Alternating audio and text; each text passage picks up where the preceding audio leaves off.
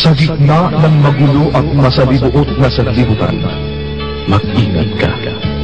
Sa paghakbang ng iyong mga paa, ay tiyakin mo ang landas na iyong patutunguhan.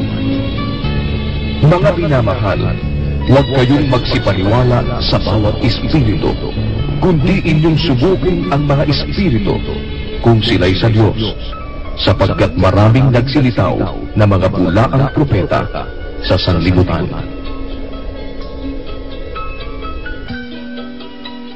Ganito ang sabi ng Panginoon: magsitayo kayo sa mga daan at magsitingin kayo at ipagtanong ninyo ang mga dating landas kung saan nandoon ang mabuting daan, at magsilakad kayo roon at kayo'y mga kakasumpong ng kapahingahan sa inyong mga kaluluwa.